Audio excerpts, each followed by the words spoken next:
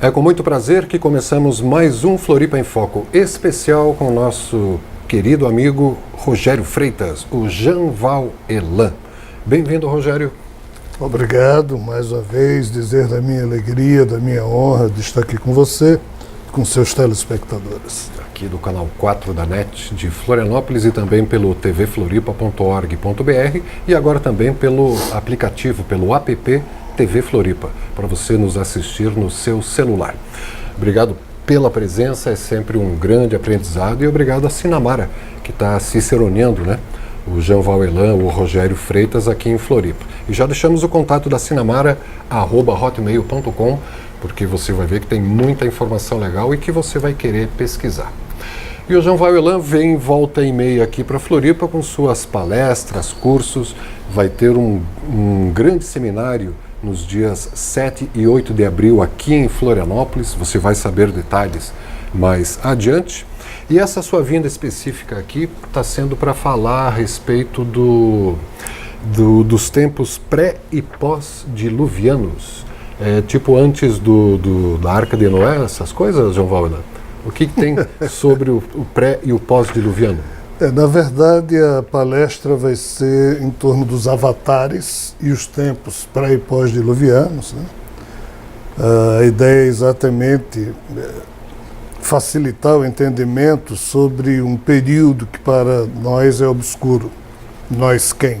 Nós, seres humanos, o nosso conhecimento, ele não consegue retroagir. Não tem informação, né? Não tem informação disponível. As que existem são mal datadas pela arqueologia e até hoje não se sabe que cidades como Tiahuanaco, Tenochtitlan, Dwarka na Índia, aqueles estranhos alinhamentos que se encontram em vários lugares do mundo, aquilo tudo situa um período em que parece que existiu vida pujante mais de 20 mil anos atrás, né? Mas a gente só chega até 6, 7 mil anos atrás, oficialmente, com segurança, né? Hoje, então, oficialmente. assim, essa palestra tem o objetivo de mostrar esses painéis, tá, dos últimos 30 mil anos, situando todo um primeiro contexto que iria até aproximadamente 14, 13 mil anos, que quando houve uma grande devastação na Terra. O dilúvio? Não, ainda não é o dilúvio bíblico. Houve uma grande devastação na Terra, cerca de 13, 14 mil anos, promovido por uma série de... Foi a queda de Atlântida, não é? Nessa época? Ainda não também. Exatamente. Mas assim, a Atlântida é só um dos aspectos na medida do conto de Platão, tá? Mas, na verdade, o professor Charles Hapgood, na época, foi quem melhor definiu. Ele apresentou uma teoria que o próprio Einstein apoiou, de tão lógica que era, ainda que, na época, a geodinâmica, que é uma das faces da geologia, ainda estava engatinhando, mas que diz que toda a crosta planetária se moveu. Então, isso provocou um problema nas placas tectônicas. E a Antártida, que não era no Polo Sul, passou a estar no Polo Sul, e mamutes que antes viviam em climas temperados, de um dia para a noite morreram com a barriga cheia de grama, mas embaixo do gelo. Morreram congelados. Morreram congelados, mas comendo grama, ou seja, estavam em ambientes onde existia vegetação e de repente esse ambiente passou a receber cargas e mais cargas de gelo. Então, esse período aqui é o que é o da grande devastação, que está descrito em muitas outras culturas, narrativas ancestrais, né? E então a gente conta uma história até aqui situando quais as principais organizações que então existiam na Terra. Aí tem um período de transição entre 13 e 9 mil anos, que é em que o sofrimento do planeta, de acordo... Até se adequar. Até se adequar, e surge o dilúvio bíblico, entre 8 e 9 mil anos atrás. Aí, disso aí, há toda uma nova história, ou seja, entre o tempo pós-diluviano, em que o mundo começa a se organizar, em que a gente hoje consegue antever esses dias mais antigos, que é até onde vai o nosso calendário oficial, mas aí entra a descendência de Noé, com Cã, Jafé, Sem, seus 3 principais filhos, né? Em que os próprios estudos genéticos hoje em dia apontam para algo intrigante. Né? Intrigante? Muito intrigante. Não eram descendentes? Não, Porque foi hoje, mexido no DNA. Hoje em dia tem 3 linhas muito claras de DNAs no Ocidente, tirando o continente americano, que é outra história. Então, na África, você tem a descendência de Cam, no Oriente Médio, de Sem, e na Europa e na Ásia, a descendência de Jafé. Uau! É impressionante. Instigante isso, hein? Tem que pegar essa palestra, né? Mas, a hora que você estiver assistindo isso aqui na TV Floripa, ela já vai ter passada, mas entrando no IEA, vai ter acesso a mais informações. Sim, basicamente essas palestras a gente deixa disponibilizado no IEA. Certo. A gente já vai passar esses endereços também. E havia avatares rondando, ciceroneando a raça humana naquela época pré e pós-diluviana? Isso, no sentido do termo sânscrito, avatar corresponde para os seguidores de Vishnu, os Vaishnavas, às encarnações do Senhor Vishnu. Já os seguidores do Senhor Shiva dizem que não, avatar é a encarnação da Trimurti, ou seja, de Brahma, Vishnu e Shiva. Não era só Vishnu que produzia as suas consciências para trabalhar especificamente nesse ou naquele sentido.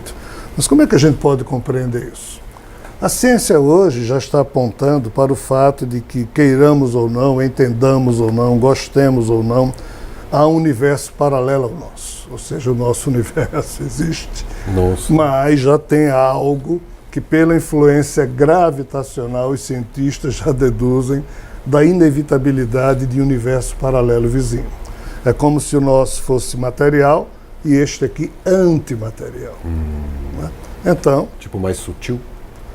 No mesmo sutil espaço. porque exatamente, mas assim, um não pode se encontrar com o outro porque se destroem mutuamente. Lá no início do Big Bang, a cada 10 bilhões de partes de matérias que se reunia com 10 bilhões de partes de antimatéria, sobrava uma antimatéria e uma matériazinha. Dessa parte que sobrou é que o nosso universo foi constituído e provavelmente, segundo os cientistas, esse universo antimaterial. Qual é a questão? Tudo indica que o mundo dos demônios, não demônio no sentido do termo da Igreja Católica, mas dos demos de antigamente, né, que eram seres que não eram biológicos e por isso eram chamados demos. Aqui estão as famosas locas, ou seja, moradas. Na mitologia grega chama-se éons ou genos, em que os deuses moravam. E durante um tempo surgiram portais que permitiam que esses deuses passassem para esse universo de cá. E passaram. E passaram. Só que houve um tempo em que esses portais se fecharam de novo, que foi o ano 2012. Eles voltaram. Não ficou nenhum? Olha, ficou, mas alocado aí A em maioria Braz. foi. A maioria foi, mas qual é o problema? Se isso for verdade, a mitologia que nós entendemos como sendo algo irreal passa a assumir cores de uma possível realidade perturbadora. Então, o que seria avatares? O fato de Brahma, Vishnu e Shiva, na condição adidaiva das suas consciências, terem se tornado prisioneiros desse universo antimaterial e jamais terem podido vir para cá, o que outros fizeram, isso obrigou a que eles criassem emissários deles para virem desse universo paralelo para o nosso. Só que Brahma não conseguia criar porque ele é desalmado. Como ele foi o criador que tornou-se refém da própria obra, ao cair, perdeu a sua condição espiritual ou a feriu, e por isso que apenas holograficamente ele existe como Brahma, o criador caído. Mas Vishnu e Shiva, que não caíram, mergulharam depois na obra indevida de Brahma, então Vishnu e Shiva teriam condições de produzir avatares. Nesse sentido, Jesus seria o último avatar de Vishnu, Sai Baba o último avatar de Shiva via Krishna. Então, avatares seriam encarnações desses seres da Trimurti, que nascendo entre os membros das diversas espécies que foram surgindo, e a espécie humana é somente a última, e por isso Jesus e Sai Baba aqui estiveram e outros para ajudar a humanidade a progredir. A progredir. Nossa, que história bacana, hein? Só abrindo um pequeno parênteses, falando aí do Brahma, Vishnu e Shiva, que é a Trimurti hindu, como o Rogério está colocando aqui. O Brahma é aquele que é o aspecto divino que cria, né, põe coisas no mundo. O Vishnu é aquele que mantém essas criações. E o Shiva é aquele que transmuta, né, que recicla, né, que mata para poder renascer, né? É interessante, aliás, essa visão hindu, né, das características, né, das qualidades do Deus, né? Bem mais amplo do que o monoteísmo aí católico, né? A gente, na hora em que você olha para o passado, nessa primeira parte aí pré-diluviana, não existia o conceito de Deus. Eu colecionei já o estudo algo profundo em torno de 52 mitologias, que eu considero as principais da humanidade. Uau! Em nenhuma delas ninguém fala de Deus. Em todas se falam de deuses. 3 ou 2. E sempre com um que ia criar uma coisa e deu problema e outro ajudou, e outro. Ou seja, em todas as mitologias há trilogia. Só uma ou outra que é um único. Todo-poderoso, castigador. Não, mas isso aí não é mitologia. Aí já é religião. As religiões surgiram depois das mitologias. Então, por exemplo, o que a gente chama de religião cristã hoje, nada mais é do que uma tradição semítico-babilônica de contos da mitologia suméria, da mitologia acadiana, que hoje foi transformada em cristianismo. Essa é a questão. Então, as religiões surgiram tomando emprestadas mitologias, painéis que interessavam para ela, e dos deuses que disputavam lá atrás esse espaço, a religião diz, esse Deus aqui é o Deus. Ou seja, a religião elegeu um daqueles 3 deuses como sendo o único Deus de acordo com sua fé. De acordo com o seu interesse. O seu interesse. Então, as religiões já são usurpadoras das ideias mitológicas, enquadrando nos seus interesses étnicos. E econômicos também, né? Aí depois surge o interesse econômico. Então, assim, primeiro mitologia, depois religião. O pensamento crítico, o pensamento científico, filosófico, que surgiu depois das religiões, até hoje tenta encontrar a medida correta para poder olhar para trás e entender tudo isso. E não compreendeu. Taxou de mitologia, ou seja, de coisa irreal, esse passado, diz que o pensamento religioso se sustenta na fé e, portanto, é uma questão de crença íntima, mas não serve como medida da realidade, e a ciência se pretende ser a dona de tudo, da verdade. Da busca. Mas quem permanece sendo dona da verdade ainda são as religiões. Qual é o drama? A ciência se pergunta sobre o como as coisas acontecem, não sobre o porquê. A filosofia é quem pergunta o porquê das coisas acontecerem. O que é que a religião diz? Ciência, filosofia, fique tranquilo, nós sabemos o porquê e o como. Então, assim, as religiões é que pretendem dar respostas que a própria filosofia e o método científico ainda não encontraram. E será que vai encontrar? Porque não do jeito penso. Que está... Porque certas coisas da vida estão além do limite do método científico. A própria discussão em torno da consciência, a ciência, a neurociência pretende estabelecer uma fórmula de cérebro humano, entre aspas, igual à consciência. Isso não funciona. A consciência humana é muito mais ampla do que os 86 bilhões de neurônios, todo o código genético, as ligações sinápticas. Isso não é matemática, está além da matemática. Então, na minha opinião, e também com base do que os espíritos orientam, há algo mais além das religiões, da filosofia e do método científico que a gente até hoje descobriu aqui na Terra. E que hoje está... Você está bem? Quer que desligue o ventilador? Não, está tranquilo, está ótimo. Está meio resfriado? Tá. E essas questões todas hoje estão recebendo uma nova luz, né? Uma nova visão. A gente está vendo que esse negócio de ter pastores nos levando pela mão até Deus já não funciona mais, né? Agora está na hora de cada um olhar, descobrir, criar o seu próprio caminho. Não está vendo esse decreto de independência, essa hora de termos uma maturidade espiritual, vamos dizer assim? Não está na hora de abandonar esses valores todos e partir para ampliar essa noção de que consciência se dá só no cérebro? É uma observação muito interessante essa que você fez, porque é muito rica. Se a gente observar a história humana, a raça humana surgiu como se dentro de uma encomenda genética que não funcionou. Foi encomendado, é? É o que parece, na medida em que os deuses se surpreenderam com a própria criação, com o que houve com Eva, né? E depois com a influência dela em Adão. Eles não aceitaram muito bem aquilo, porque Eva mostrou uma sagacidade que nem os próprios deuses tinham, né? Então, houve uma encomenda genética do destino, de um processo aí que a gente aqui não pode analisar, mas surgiram seres, surgiu uma espécie a mais no âmbito da vida cósmica, com um tipo de lucidez que não era esperado. Então alguém disse, uau, perdemos o controle genético. Esses seres humanos agora vão escolher por eles mesmos o que é certo e o que é errado. Nós não temos mais como submetê-los ao antigo sistema em que nós determinamos. Então, assim, vamos ter que convencê-los agora de que o que eles estão fazendo é errado, para que eles colecionem a partir de agora o que é certo e o que é errado com a nossa influência. As religiões surgiram para isso aqui. As religiões surgiram para dominar uma espécie que tinha saído do controle genético. O livre-arbítrio? Isso. Então eles domaram o livre-arbítrio humano a se submeter às religiões, e os deuses continuaram a dizer agora por meio das religiões o que era certo e o que era errado, porque o ser humano não mais tinha obediência cega. O que é que houve? O que houve é que nós superamos um determinismo genético e terminamos caindo num condicionamento por meio da crença religiosa.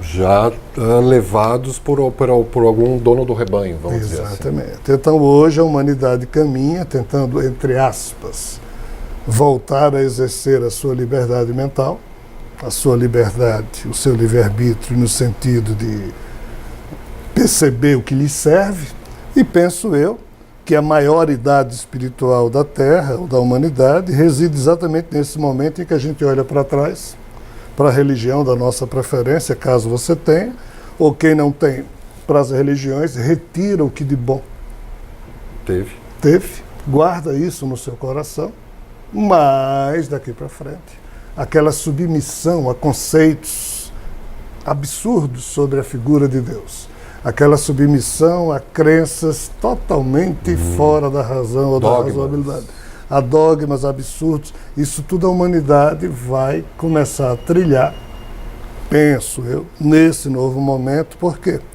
Porque fora da filosofia não há salvação. Fora da filosofia. Na minha opinião. Cada um olhar para si e ver o que sou, o que estou fazendo aqui, para onde vou.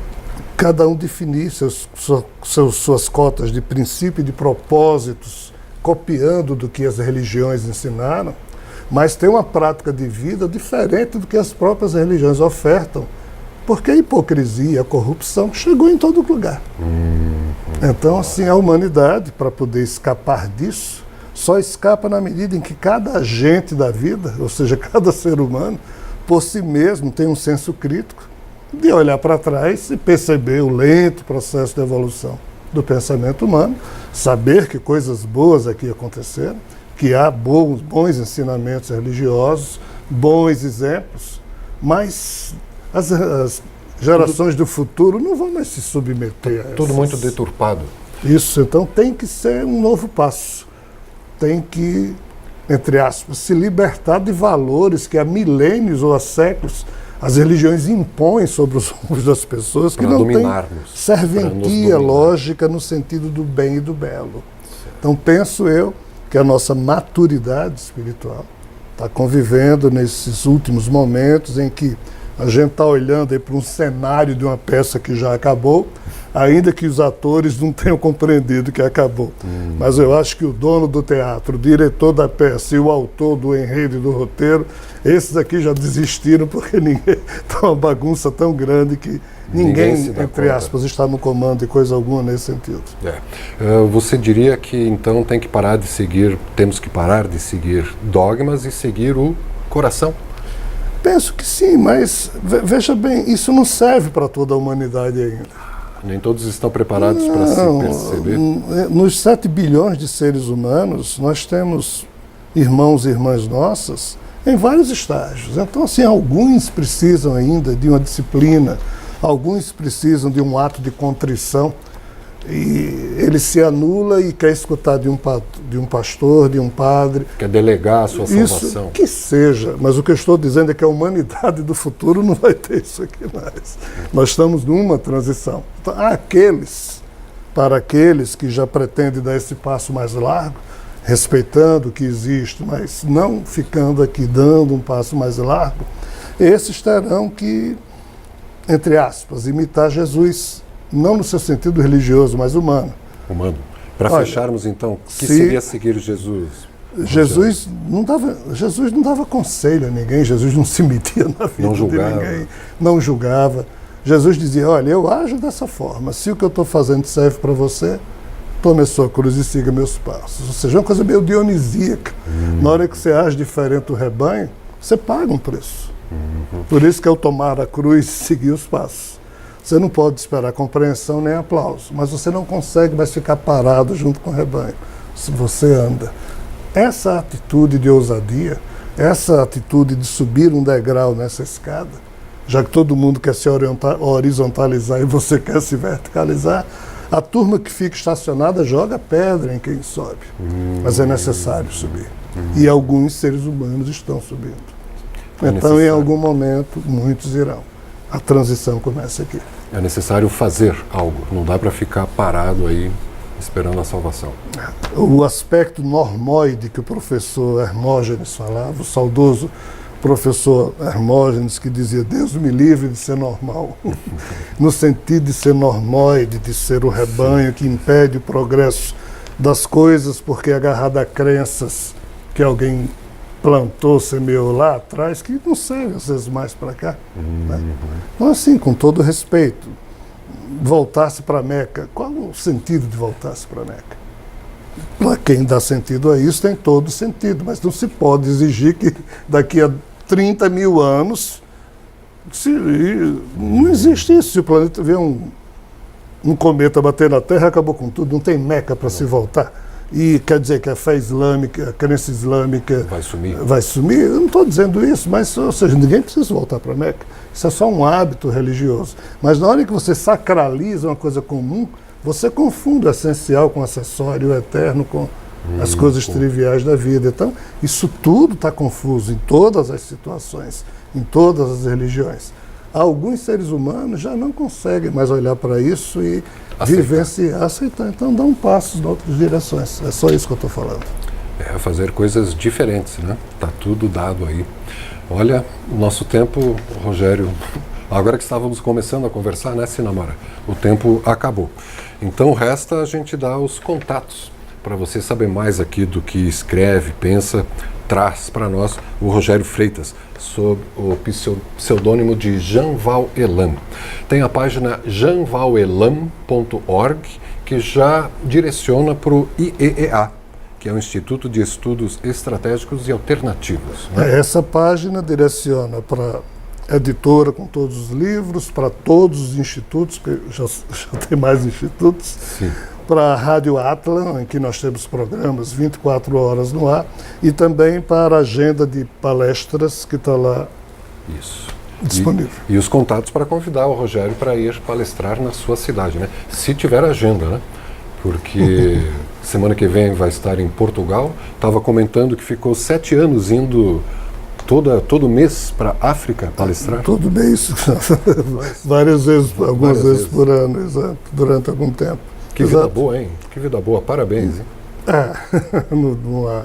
Não há mérito nem crédito nisso. São amigos que tem lá na África que fundaram algumas instituições e me convidavam rotineiramente para a gente divulgar esses preâmbulos da revelação cósmica. A revelação cósmica. E você já escreveu mais de 40 livros e agora está preparando o lançamento do Quarto Logos. Acabou de ser lançado essa semana. Opa, saiu do prelo. Saiu do prelo. Essa semana é um livro singular, um pouco forte. Forte. Porque ele traz cores novas para as coisas velhas e às vezes isso não é agradável. Isso tudo que você falou rapidamente aqui nesse. E ele dá um vislumbre de como as coisas poderão ser daqui por diante e não agrada a quem quer que as coisas continuem a ser como sempre foram. Bacana. Então, assim, é um livro um pouco profundo, é leitura para gente adulta. E está disponível através do IEEA. Isso. O contato ali para conseguir. E o contato de novo da Sinamara, @hotmail.com, que é o contato aqui em Floripa, e o telefone dela, 48, da região da Grande Florianópolis, 999-61-8644. E procure no ieea.com.br a agenda de palestras do Rogério para você se encantar. E a gente aqui fica encantado, né? Cada vez que recebe a sua visita. Muito obrigado pela presença. E até os dias 7 e 8, pelo menos, de abril, né? Num grande seminário um final de semana inteiro, no Hotel Flop, aqui bem no centro de Florianópolis, do qual você ainda vai ouvir falar bastante. Sua próxima vinda é só em abril agora? Penso que sim, só em abril. Que haja brechas na agenda para a gente ter o privilégio.